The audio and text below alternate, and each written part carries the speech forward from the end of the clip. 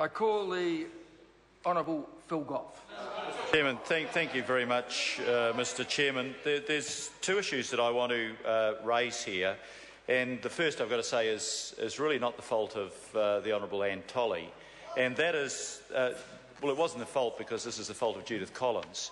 It's the supplementary order paper that is introduced on today's date. Now, Mr Chairman, for a start, it's very bad practice to bring in an SOP at the very last moment, the 11th hour, that has not been subject to any scrutiny by the Select Committee. And my learned colleague Charles Chevelle says that there are problems too with this new SOP. But what we're doing here is cleaning up a mess that should never have happened. And I, for one, have had a gutsful of ministers botching up their portfolio because of sheer arrogance that Judith Collins thought that as minister she was like Henry VIII. She could decree that there should be no smoking in prisons, regardless of lack of legislative authority to do that. And the arrogance was so great, Mr Chairman, that she ignored the advice that she was given that she needed legislative authority. And I think that Judith Collins should come down to this House and apologise for a botch-up of that nature that allowed a notorious prisoner, Arthur Taylor, to have yet another victory over a Minister of the Crown. Huge expense, and he's chuckling away in his cell in Parry Max because he's beaten the government again, because pride comes before the fall, and Judith Collins thought she was so smart and that she could do anything that she wanted. I don't blame Anne Tolley for this, but I do say to Anne Tolley, when you bring in legislation that has not been examined by the Select Committee, you won't have an excuse when you come back to the House and have to repair that again, if that is the case, as my colleague believes that it will be. But I want to come back to the comments you made before, Minister, and that was you said you'd invited the opposition to talk about strip searching and we hadn't taken it up. Minister, time and again I raised this issue in the Select Committee. The Chair, Jackie Dean of the Select Committee, can verify that was the case. We put it in our minority report. We raised it with the officials. The reply we got at every stage was that that would not change because it was set government policy.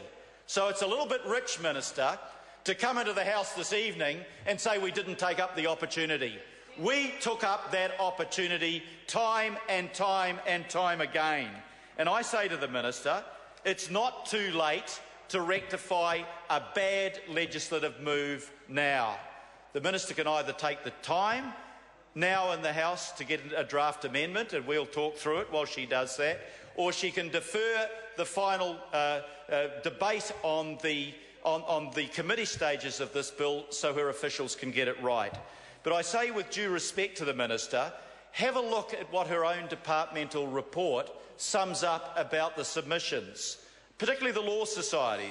The Law Society saying that the current legislative provision for strip searching strikes an appropriate balance between the function of detecting unauthorised items and protecting prisoners from a potential abuse of coercive powers and loss of dignity. That's a Law Society, Minister. You need to take it seriously. You need to take it seriously too when two organisations whose members work in the prison, the nurses and the Corrections Association, both say this is not justified. Both say that this will make their job harder. And the Law Society says, where's the justification for this? When the statistics show we've been able to reduce the amount of contraband coming into the prisons from 38% in the late 90s down to 5% now. There is no justification. This won't help the nurses and the corrections officers. It'll make their job harder.